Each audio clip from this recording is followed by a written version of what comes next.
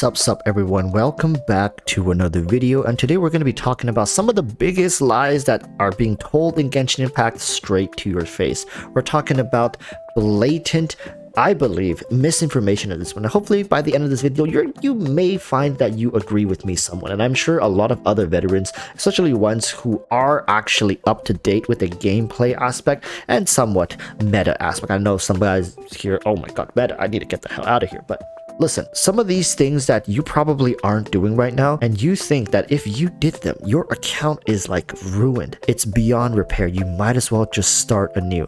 And that's simply not true, all right? In this case, one of the first that I think we just need to get this out of the way, and I'll tell you how this started. The biggest lie still being told is that Bennett C6 will ruin your account. It destroys synergies and it makes certain teams utterly unplayable. And I'll say it, it's simply not true. Not anymore. Back in the day, it was true because one of the best teams required a cryo application from Chongyun, and Bennett overrode that. Not anymore. Look at teams that have Bennett nowadays. One of the more popular ones is a triple pyro that I have on screen right now. It's a Pyromania team. You can run Sucrose, you can run Venti, you can run Kazuha with the Viridescence, and you get insane pyro applications, especially if you have Zhangli at higher constellations like C6. And of course, if you have her at any constellation including C1, there's going to be quite a decent amount of shred going on, including Viridescence. And now if you add in Bennett's C6, there's actually quite a bit of value here, in fact, for a lot of the characters. And people will be like, oh no, there are still comps that Bennett can ruin,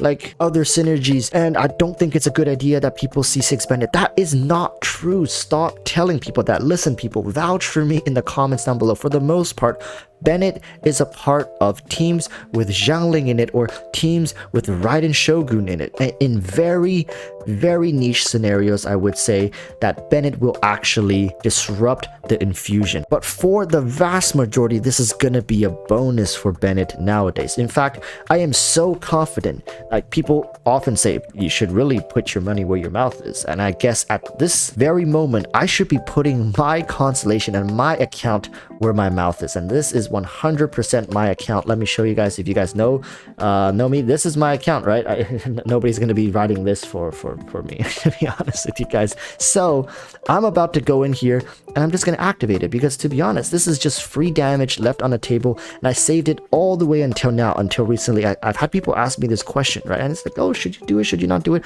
And after running some tests, after seeing things around with current state of the game, I think this is a fine decision to make. And people who don't do it is just missing out at this point.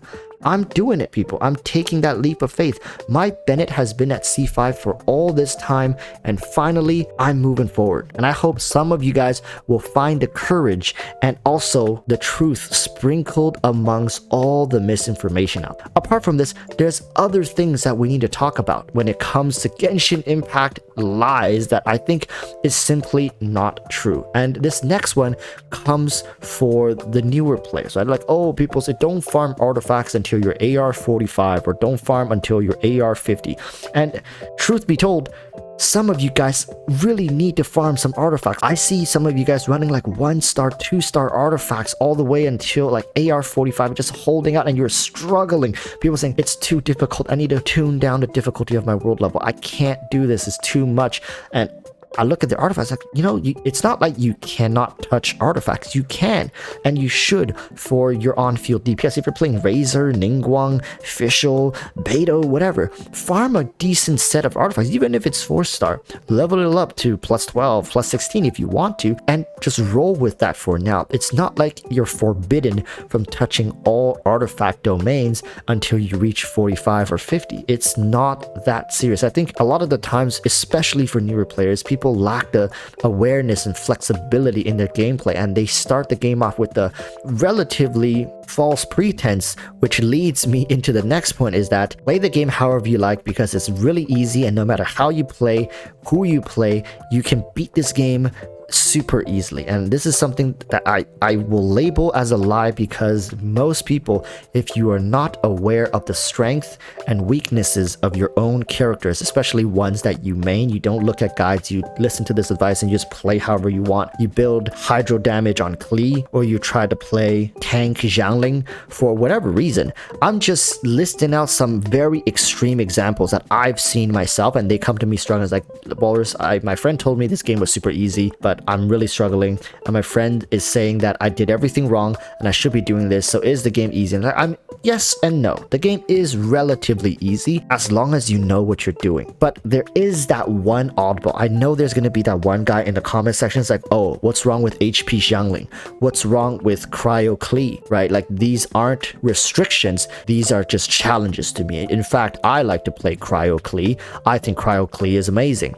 and I think everybody should give her a try. I know it's an exaggeration, people, I know, but these people will try to sell you anything. They'll try to sell you a bicycle telling you it's a car. And while we're on the topic of cars, if you don't understand the pros and cons of your own character, it's like, even if you have an Aston Martin, if you treat it like it's a 2000 Honda Civic, you're never going to draw out the full potential of the vehicle, people. You have to understand the strength and cons of your character. Yes, the game is easy, but it's not so easy that you can close your eyes, not learn anything about elemental reactions, artifact stats, priorities, substats, and all this stuff, you know, weapons as well as talents. It's not that easy, but people will keep trying to sell this game to other people, saying, oh yeah, play Genshin, it's so easy, like, it's so brain dead, you can beat the game with your eyes closed, playing whoever you want, it's such a good game. That is true, you can play national teams, but for the most part, newer people won't know what the hell national teams are, right? This is such a big lie and misinformation being spread to all the newer players, and I'm sick of people coming to me with accounts that are utterly broken, to the point where I don't even know how to start repairing these accounts, because they dumped like all their fragile resin on a domain because they liked the way the artifact looked with their character. And it's like, oh yeah, this one looked pretty good, and they said, like, you know, attack percentage, and I thought it was going to be pretty good, right? Attack means damage, right? It's pretty straightforward. And I'm like, yes and no. And this is where the problem really begins, is because of people who just lazily hand out advice. Same as like, pull for who you like. Well, guess what, my friend? I like all the characters that are coming up for the next 3 patches, because that's just who I am. I love them all. Hoyoverse does a good job with character design. I love them all. And why I have such big gripe with this particular one is also because when I first started, I didn't spend that much money, but I asked around people, like, oh, you know, who's a good character? I see this character, I see this character, who's a good character that I can choose from? A lot of people said, just pick who you like. And then I told them I like both, and then their answer was, who do you like more? It doesn't really answer my question particularly. There are strengths and cons for every single character, and it's best that we highlight the strengths and cons. For example, right now we have Yoimiya.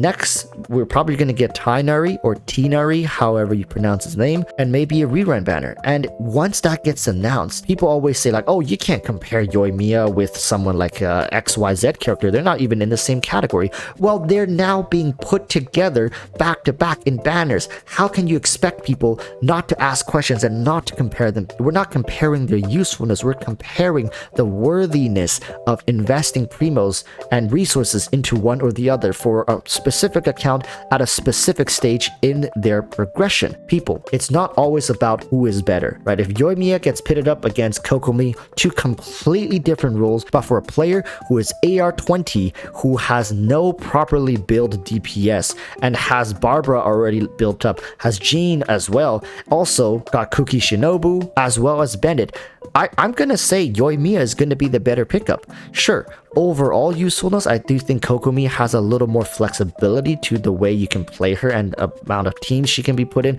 as well as how she can essentially make your team invincible, but that is not a priority in this very moment, and we shouldn't tell people to pull for a character that's gonna help them 4 or 5 months down the line, because truth be told, you don't know what's coming 4 or 5 months down the line. What if a character comes that's just as good as Kokomi, but right now they need an on-field carry to help them progress through the game?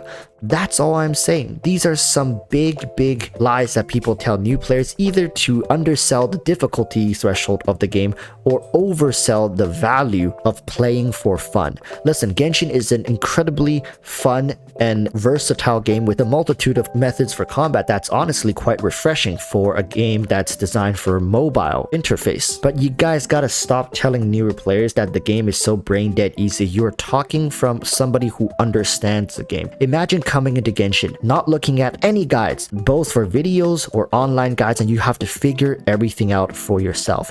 Figuring out elemental mastery, figuring out attack scaling, HP scaling, EM scaling, energy recharge, figuring out the thresholds for each characters to maximize damage, figuring out all the team comps without people telling you national team, Raiden national, without people telling you Xiangling snapshotting Bennett's burst. Really, think about that. You are speaking from the privilege of knowing all this information and having the luxury of accumulating this over many patches. For somebody who's just coming in, who knows nothing about this game, that's expecting them to pick up a lot just from what? Intuition? A lot of people would say, oh, all this stuff is out there. They just gotta go research for it. Well, a lot of the times you heard of this stuff because it was new and everybody was talking about it. A lot of this stuff has been now buried deep under layers of meta discussions and different opinions. So it's not as widespread as it used to be. And what if the people now took those advices? Oh, it's so easy, you can play it however you want. So then they don't look up guides. They don't look up anything because it's, oh, it's that easy, then I'll just try to play the game myself. And guess what?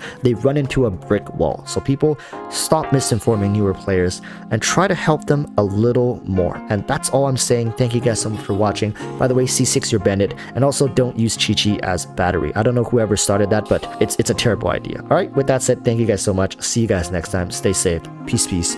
Bye.